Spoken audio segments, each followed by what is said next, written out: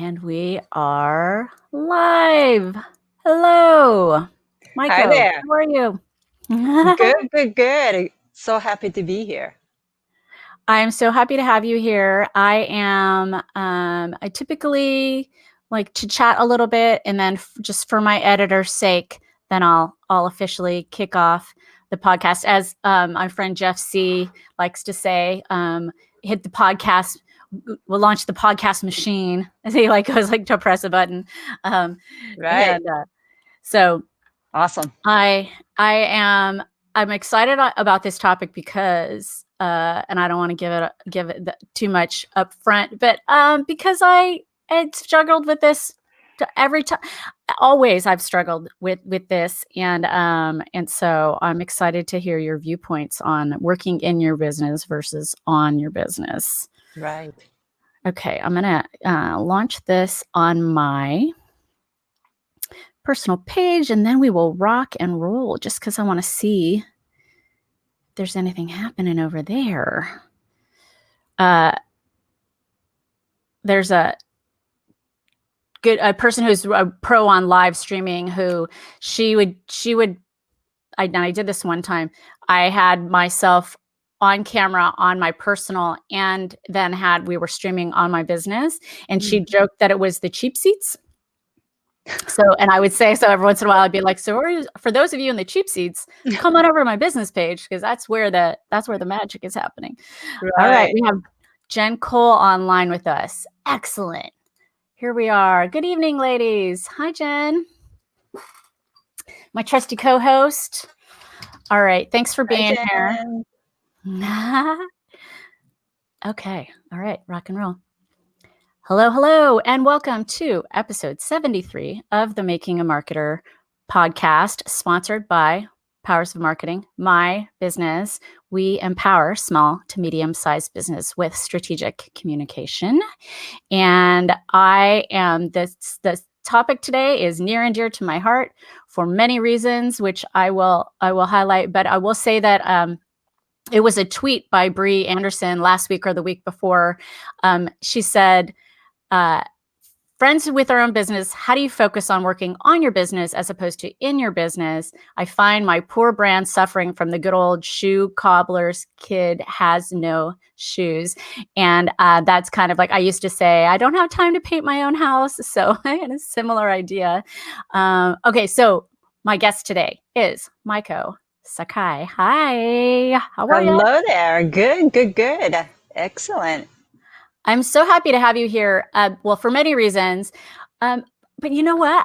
I love that you're not a marketer, right? This is a marketing podcast, but marketing is part of business, and you are a businesswoman. And I have enjoyed interacting with you on the Chat About Brand tweet chat, and I thought this would be a really good topic for you. I'm going to read your bio here real quick. Maiko is a business strategy consultant, a secret weapon, confidant, and silent partner to visionary creative entrepreneurs with a desire to build a high-functioning, profit-generating machine of their dreams. She's also the creator of two programs, Define and Refine Your Profitable Niche and Business Optimizer 360. As a self-proclaimed queen of counterintuitive strategies, she provides effective but not so conventional strategies to boost sustainable profitability for her clients' businesses by utilizing both quantitative and qualitative assessments.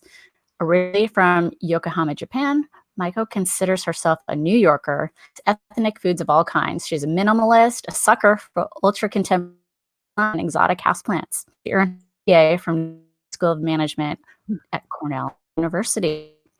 Oh. Smarty pants over here. Thanks so much for being on. Okay, so I kind of set the table in terms of, we're here. I think this is something that lots of entrepreneurs struggle with, especially people who are alone, right? Like if you're the one-man band, it's hard to get work done for your clients, what you're getting, right? But non-billable hours is something that anyone, whether you're like a micro agency, boutique like myself, or whether you have a team, billable hours are always the the thing we want, right? But we also have to be walking the walk. I don't think that a client of mine would appreciate my potential to do business for them if I'm not marketing well for myself. So this is Totally. the struggle, hey? Yeah, no, totally. We all struggle with this, and I'm not even an exempt from this at all. And this is something that I'm very intentional about. And the first and foremost, when my definition of working on your business, what I mean is that not only, the marketing our businesses for future projects, but there are a few other things that I also focus on. And normally, like, I break this entire business, anyone's business, any given business, in 5 different areas. And the first, I do have acronyms, so I'm going to share that with you. It's BBLTC. And the way you can remember that very easily is to remember it as big BLT with cheese. Sounds delicious, right? Unless you're Yeah. vegan or something. And But suddenly I'm anyway, hungry. right. So that the first letter B stands for business vision and mission, so that you get to assess time to time. You don't have to do this every single day or anything, but you can assess it like every month or every quarter, whether or not your business is aligned. You do want to do a quick check on that. Then the second letter B is for business model. So, whether or not you're expanding your business offerings, or you're, maybe eliminating some of them, all those things you wanted to take a look at. And the letter L stands for logistics. So, you do want to think about your, say, like a hiring process or onboarding process. Do you have SOPs, standard operating procedure? If you don't have one, how do you plan to create one this year or the next quarter, all that stuff. Then the letter T stands for team. How do you communicate with your team? What kind of a team do you want to build if you don't have any? Or thinking about, maybe creating one in the future. And the last one, the letter C, that stands for conversation. So that houses everything about sales and marketing and promotion. And it's not just about your messaging to your potential customers, but the way you communicate with your vendors, suppliers, your employees, or any independent contractors. Those are the things to work on when you're working on your business. Yeah, I think, well, I'll wait because I know we're going to get into some how tos. Um, so, how do you personally handle this for your business? What do you do to keep yourself on track? That's a great question, because I used to push it aside. I'm like, no, my clients come first. I have to deliver this and that, and there are deadlines. I'm sure everybody can relate to that, right? So at one point, I just had to make a decision to say, you know what, I'm not going to push it aside anymore. And I don't have to do this, like I said, every single day. So, I made a decision to do it once a month. And some of the things I didn't get to do, like, under the second B, for example, business model and the financial things, maybe I didn't get around to actually review all that closely, then I would do it next month. So I try not to really put too much pressure on it. That's the number one thing, so that you can get used to this new routine of looking at your business as a whole. So that's what I have been doing, and I can also share some tips on how to go about it. Okay, yeah. So that's the next thing I was going to ask her. What are some tips that you give to clients or to people listening for carving Right. out that time? Yeah, so the first thing first, you do have to make a decision. And when I say that, it's kind of like making a commitment, right? You tell yourself that you're not going to overlook that anymore. Once you say that to yourself, somehow in our mind, a shift happens. So, I don't know whether you're going to hear a little click sound or whatever, like, that you're in a different place mentally. So you wanted to make a decision to say, you know what, I'm going to ruthlessly protect my time to work on my business. And you can start from 10 or 15 minutes. right? It doesn't have to be like a 3 hour long real strategy session by yourself with yourself. And then if you start thinking that way, it becomes really overwhelming. Like, oh, I'm not going to be able to do that. We'll start small. Right, 10 to 15 minutes just to think about your business, but I'm going to ruthlessly protect that time and decide on whether you're going to do it on, Monday mornings or like, Friday afternoon before you wrap it up, or you're just going to do it once, like say like one last Saturday every month. You get to decide. Then the next thing that I would suggest is to sort of find the ways to make it fun. After all, it's your business, and you didn't start your business to get completely burned out and stressed out. So find the ways to make it fun and maybe luxurious. Like for example, if many of you are female entrepreneurs, then maybe you set a stage, by, in your home office, especially right now, maybe you rearrange things, that you just close out all your browser tabs, and maybe you use a candle, or, put some music on that you wouldn't usually play while you're working. There are many ways to sort of set a stage up just so that you can feel special, that I'm doing this for me, for my business, not for anyone else, and I'm going to get down and dirty with it. And that would be the second tip that I would have. And the I love third that. thing, yeah, the third thing is, like I said, just make sure that you make it a routine, just so that your body and mind, they start to get used to that new habit and new routine. And if you wanted to expand it over time by including your team members or someone that you trust, or if you have a consultant or accountant or whoever else, then you can expand from there. But in the beginning, start small. Those that's such a great. Those are all great tips. But especially the starting small. I just read Atomic Habits. Excellent book. James. I love Yeah. that book. Yeah. So I heard it, I was picturing reading that when you said that. I was like, oh, that's so valuable, because I started, as I was reading it, I set the goal of, I'm going to read a chapter a day, Hmm. and of any book. So I finished that. Now I've moved on. But yeah, it's like those little things. And then and you say, when you say guarding that time ruthlessly, so you would then say book scheduled on your calendar, right? So that you don't book another meeting over that time. Absolutely. Yeah. Yeah. That could be one of your non-negotiables in your business. Yeah. And it's funny. For me, I find at the end of a day, I'm like, "Ugh, I worked so many hours. How many hours I worked today?" And then I look at how many were billable, and I'm like, "Ugh, how much time did I waste today? I can only bill 4 of these hours. What have I been doing?" So Right. I find I have the reverse issue sometimes, where I get like, I get, I go down the rabbit hole of social media. So I think it's also good to set timers for ourselves on that. And especially now with this new Clubhouse app. Are you on Clubhouse?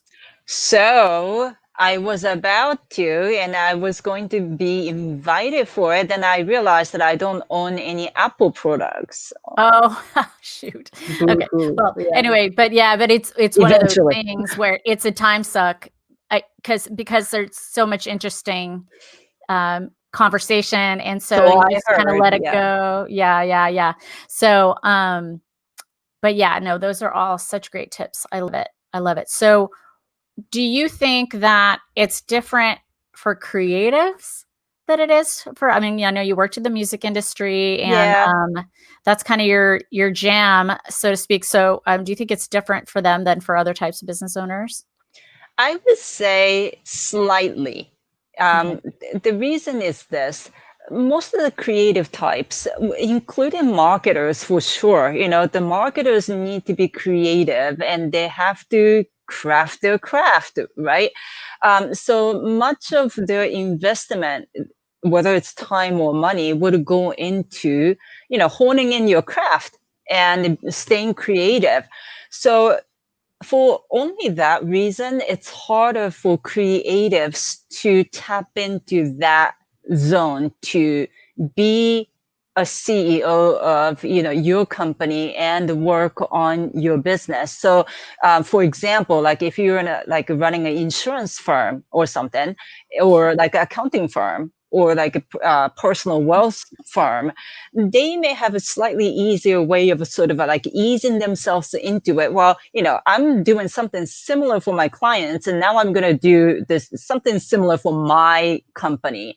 It's a bit easier in that sense, but I'm not pointing this out to say it's going to be harder for creatives. All I'm saying that, the creatives are creatives for a, a number of good reasons. Just to find a way to just make it easier on yourself if you're a creative, so that, like I said, if you need to set up a stage and kind of easing yourself into it, that's one way to do it. And not really telling those limiting beliefs and stories about assessing your business performance, because it can be fun, looking at data. Well, especially for marketers are used, like, they love looking at data, they love dissecting things. It's not that different from that. If you think of it that way, it might be easier for them to actually switch the gears and work on their businesses. That's a really good point.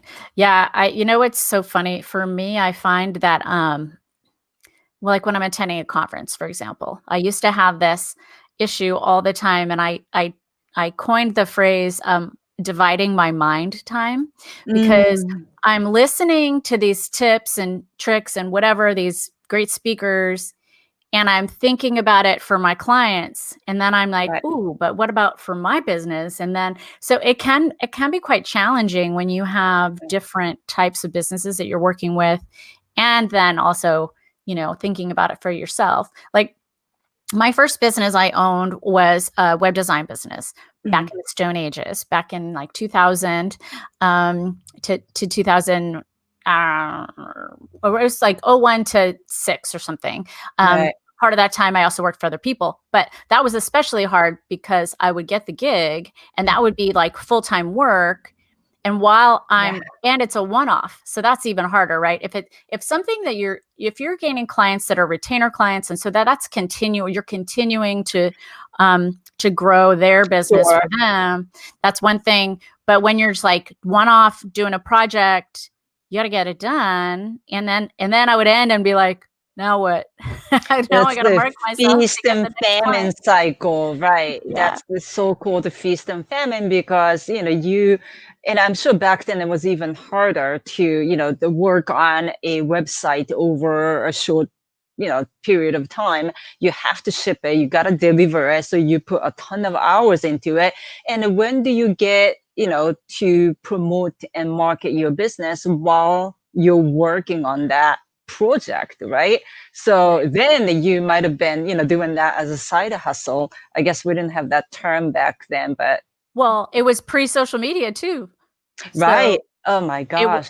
it was, you think back, like, what did we used to do? Oh, well, email marketing, ads, that kind of stuff was still in play, but I didn't do any of that. I was like, so of course, ultimately, I ended up going to work for someone else because I was like, it wasn't sustainable Hmm. for me.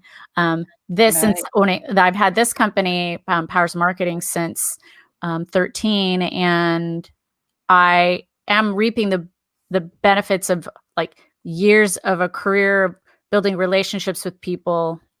So I've been very fortunate that that's how my business that's how I've sustained it. Hmm. Obviously doing a good job for them also, and this podcast, I think, it's a credibility thing. It doesn't pay the bills, but I love doing it. I love learning from our guests, and um, ideally, it shows that I can walk the walk. And you Yeah. said you're thinking about a podcast, hey? Yeah, I Or am maybe? considering. So, last year it was all about me being a guest of other people's shows, so that I get I get the feel of how that is like, and I learned quite a bit. And Yeah, here's the thing, another kind of another topic, but this shiny object syndrome, I totally get the benefit of having, your own podcast. There are is a, there's so many good reasons as to why you should go for it.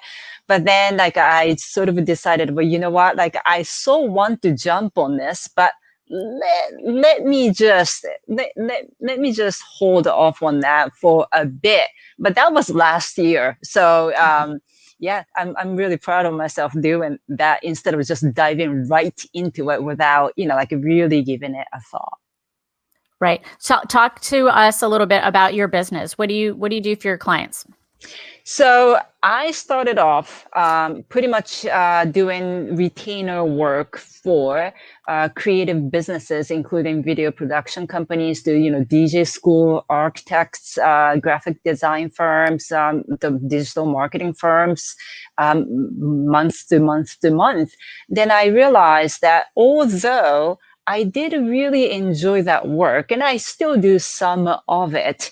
I wanted to expand my business different ways. So that's the reason why that I came up with two different programs based on what I was actually using when I was pretty active with my retainer clients. So and the gist of it is this: people normally grow their businesses organically with what they know.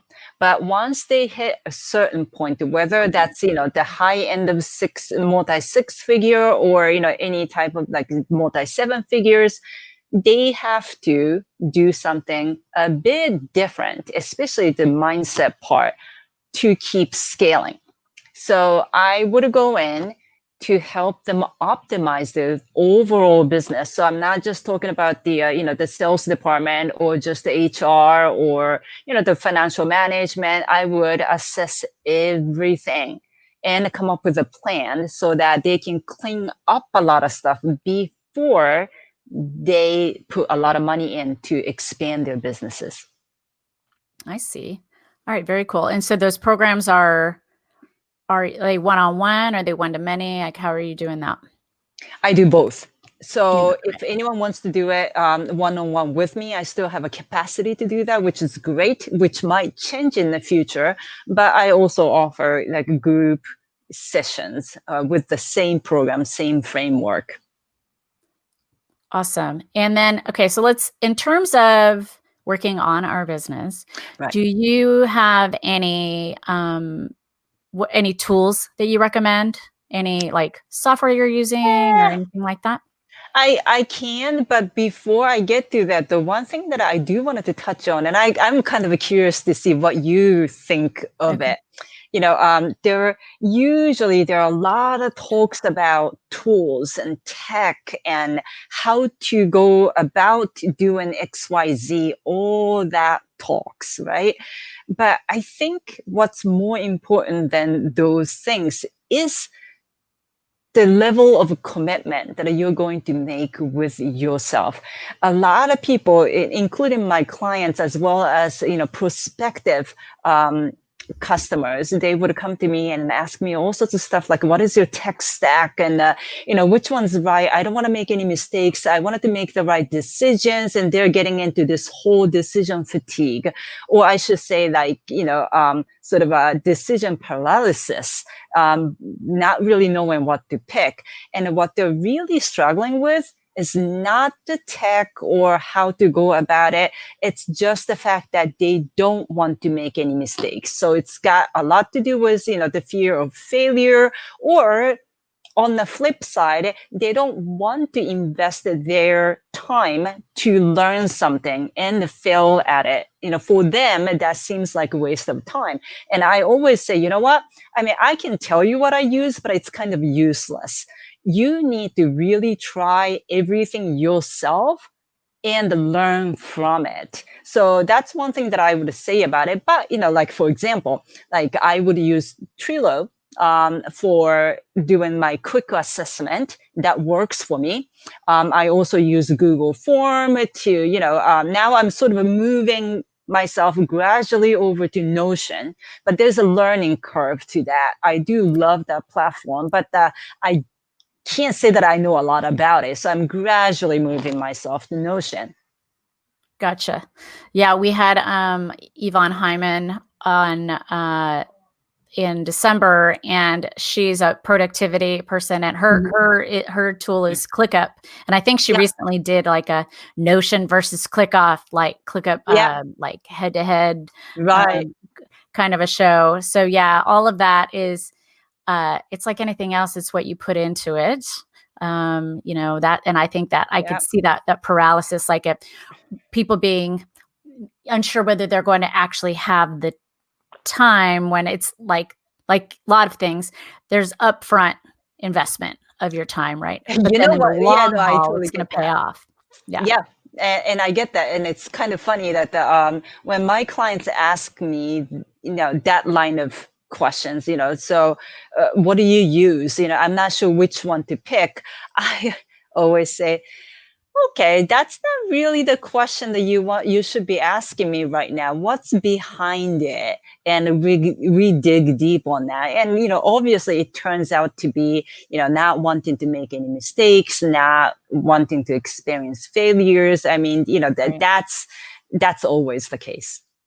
Yeah. For me, my primary thing is I don't want to manage my workflow via email. I don't want to be a slave to my email. I want to Mhm. know what work I have to do, and I want it to live in a place that's easy for everyone to find. And we know that everything's up to date. And I had a client for 4 years that had a SaaS project management Mhm. software tool. And the most interesting thing about helping him market that product, which I loved, and now it's sitting on a shelf. It's like code sitting on a shelf. It's dead, which is another story. It's very sad. But we were fighting against the same old way.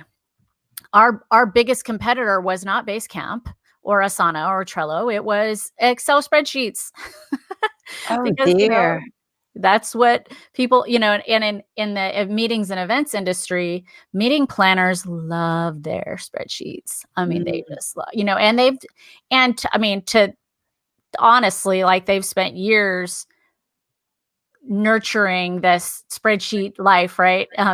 Adding formulas and building on it. And so they're like, hesitant to let it go. But then I had this one client she would download the spreadsheet and she would upload it. We were on like, version 40C by the time we we're at the end of the project. And I was like, oh my goodness. Oh Crazy. gosh.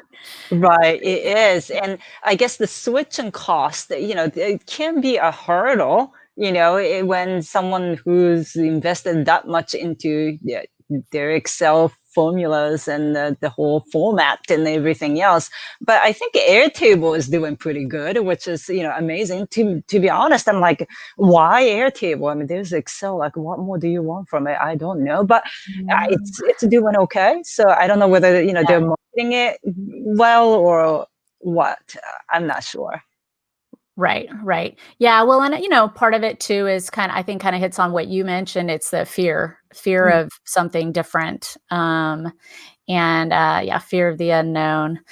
All right. So, do you have a good business book that you can recommend to our listeners that you're into? I have a few, but this one hasn't been mentioned all that often. So I picked this one called "Built to Sell" by John Warrilow, and it's a story-based book. So if you have Audible, I definitely suggest you get that through Oh, Audible, and you can probably finish it in 2 hours.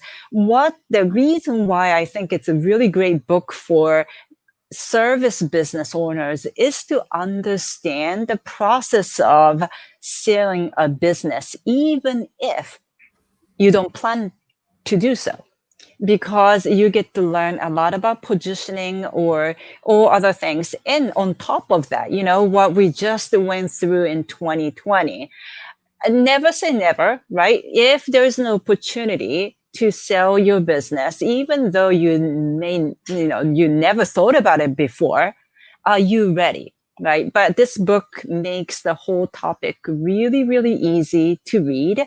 and you get to sort of reassess your positioning about, how you position your business all over again. So it's my all-time favorite.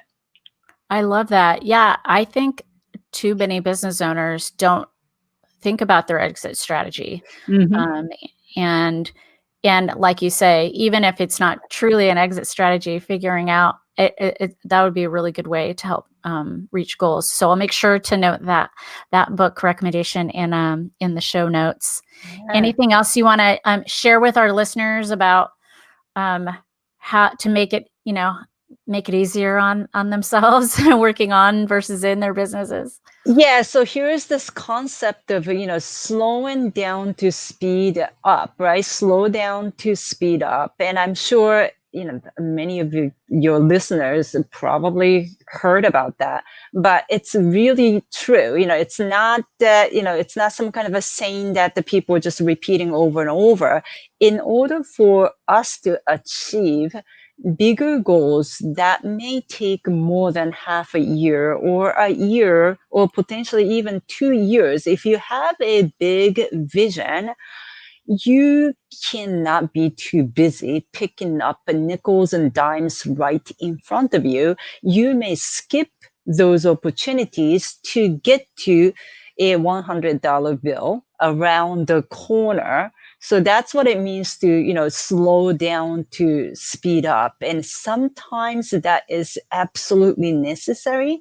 And working on your business will allow you to see that, am I too frantic with what I can see right in front of me versus am I focused on what I really wanted to achieve 2 years from now or 3 years from now? And it's not always about money, right? It could be about freedom, so that, you still want it to be actively working in your business. There's nothing wrong with that, but you get to free up a lot of time, 2 years from now or a year and a half from now, so that you're happy with your work and you also get to spend that freed up time with something that you really value. So that's something that I really wanted to emphasize, that we all do this though, we're just too busy to deal with what's in front of us because we can see, and we don't really spend enough time, we don't invest our time to try seeing what's possible way down the road and start acting from that place, which is not an easy thing to do in practice. Even though we understand that in our head logically, it's something that we have to work on every single day. And that's something that I still do and have been doing every single day, because sometimes it feels like I'm back to square one. Without panicking, I still have to look at it and go at it again. Right. All great points. Yeah, I think that's again back to that paralysis. I think people feel like if they create too big a goal, then they will do nothing. And so I think it's great to have those big picture goals in mind, but then figure out how to get there incrementally, like make baby steps so that you don't overwhelm Right. yourself. Yeah, and starting today, instead of, telling yourself that, well, it's gonna happen, in 2 years' time. That's a long time. So I'm sure I get to work on those things, and we ended up not doing any of it. So. Right. No, and I'm guilty of that. I'm queen of procrastination. Like I should win a prize. um, well, I appreciate you so much. This has been really enlightening, and I think I don't know if I mentioned it or not. Uh, Maiko is the founder of Airtight Concepts. I don't think I mentioned your company name. Oh, right. Um, Yeah. and I love her. She's the queen of counterintuitive strategies. I just love that to Thank pieces. So you. Yeah. thank you so much for being on. I know that this will be super valuable. I'm trying to drop. I mean, we want to drop as many knowledge bombs on every episode as we can. But we know January listenership goes way up, so I wanted to try to have, especially this month, have guests on that can kind of help challenge us to look at things a little bit differently. And I think you did that with us today. Oh, that's wonderful. Yeah, I'm really glad that I got to be on this show to just share some of the things that maybe you guys don't really talk about that often, but this is the beginning of the year. So yeah, like I hope your listeners appreciate some of the stuff that we shared. Yeah, absolutely. Yeah, I'm gonna go block out some time on my calendar as soon as we get off this Yes. call to make sure, because like, and I know Jen and I both like we both use Agora Pulse for our social media, and Right. it's such a great tool, but you got to use it. And I have not, I haven't been using it like I should lately. Right. So yeah, so that she and I both, I think, have that on our plates to do. So Awesome. thank you so much. And thank you to everyone who is watching this on the replay, whether it's on Facebook or YouTube or listening on the podcast. We appreciate you. If you enjoyed this, I don't ask this very often, but if you do me a favor and rate and review us, that would be just lovely, because the more people do that, the more people learn about the show, and then the more people can get informed with all the awesomeness that our guests bring every show. All right. Thank you, Maiko. Oh, my pleasure. It was fun. Okay, y'all, this has been episode 73 of the Making a Marketer podcast, and we Woohoo. will catch you next time.